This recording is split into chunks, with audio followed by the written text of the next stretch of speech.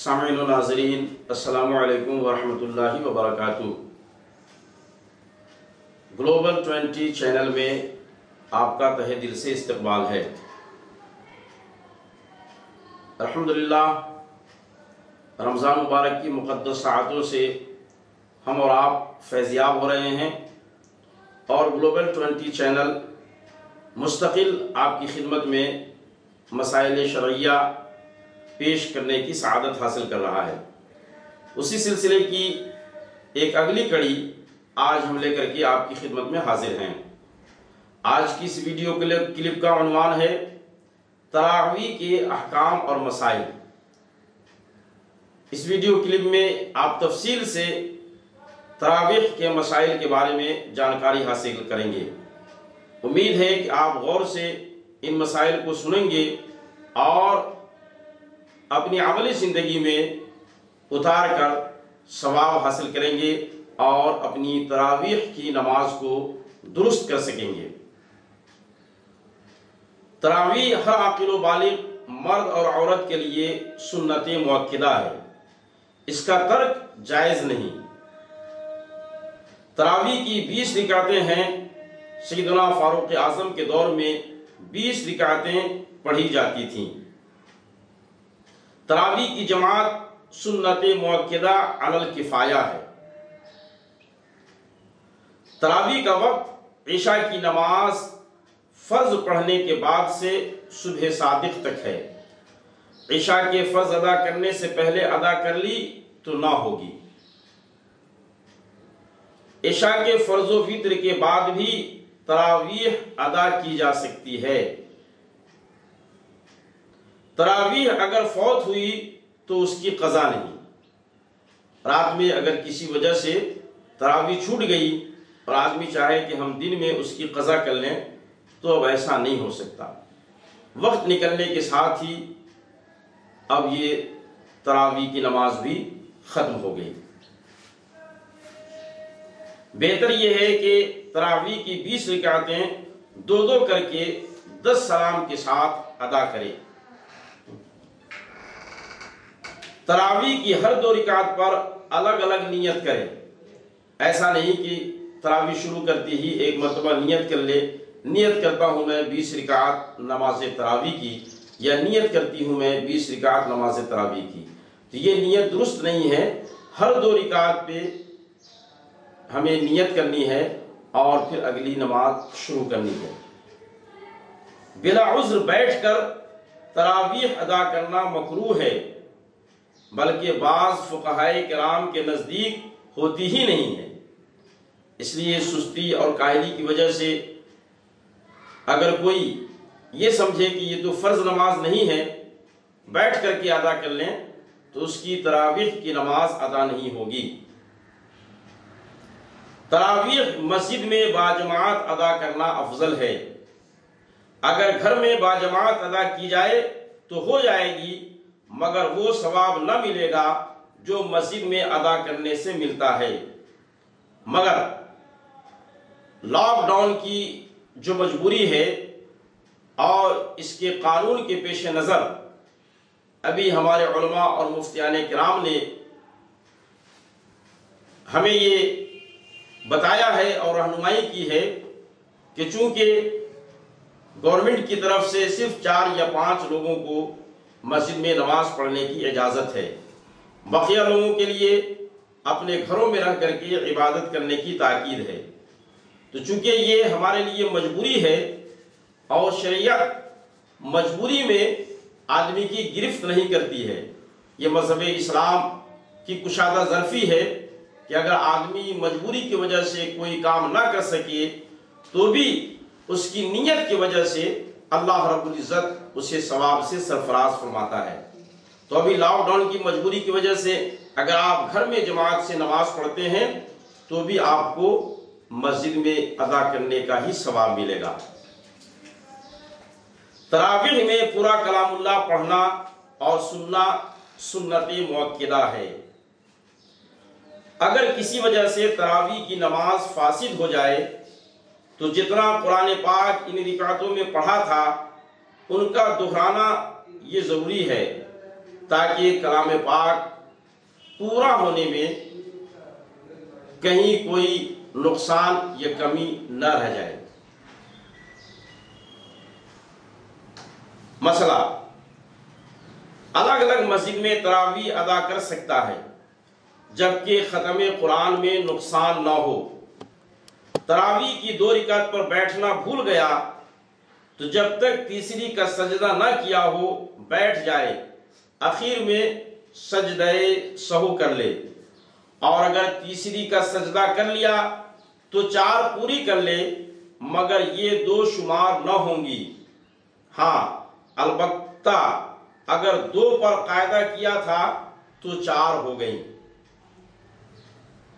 یعنی 2 رکعات پہ قاعدہ کیا، اتحیات پڑھا اور پھر اس کے بعد سیدھے کھڑا ہو گیا، تب تو یہ 4 رکعات معتبر ہوں گی۔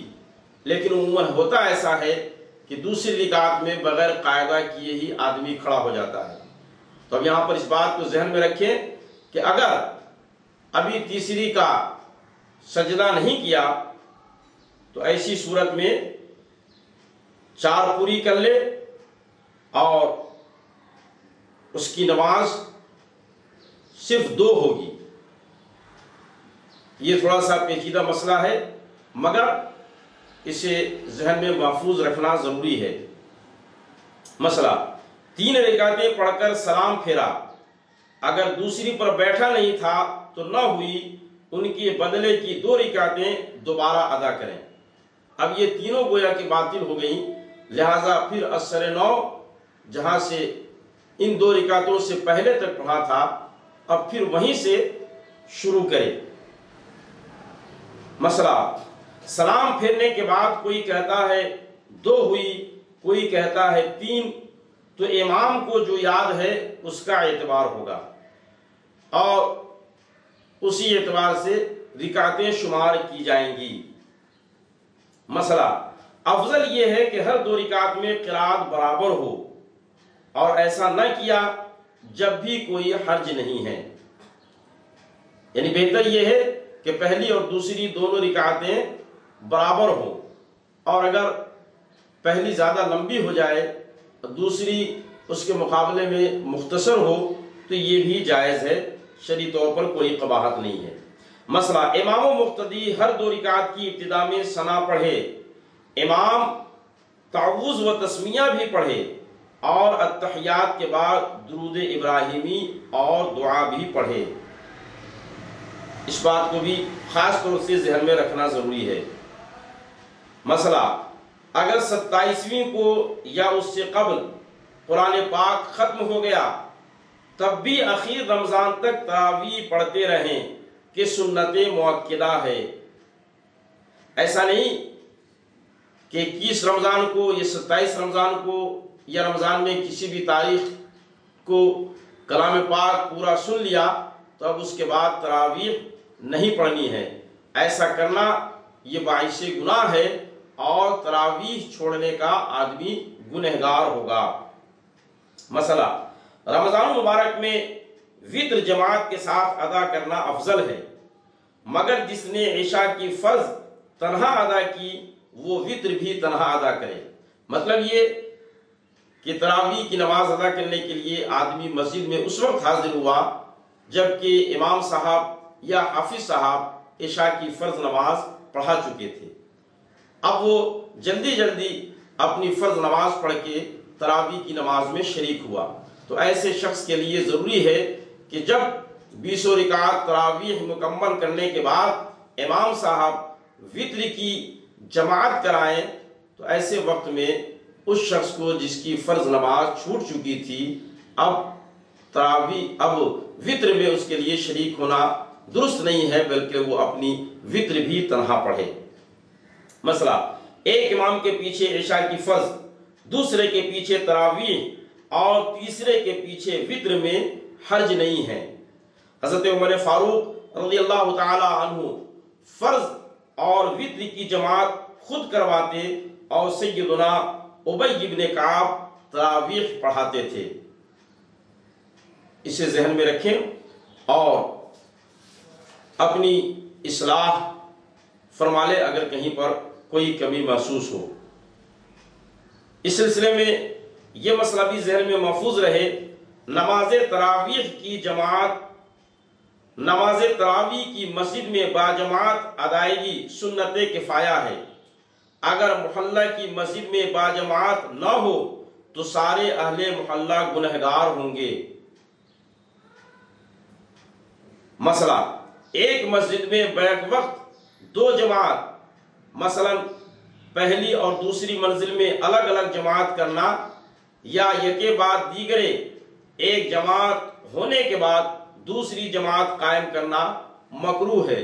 جیسا کہ لاک ڈاؤن کے زمانے میں کچھ لوگ یہ چاہتے ہیں کہ پہلے ایک رکعت ہو جائے، پھر اس کے بعد ہم چند لوگ جا کر کے مسجد ہی میں نماز ادا کریں۔ ایسی صورت میں تراویح مکروہ ہوگی۔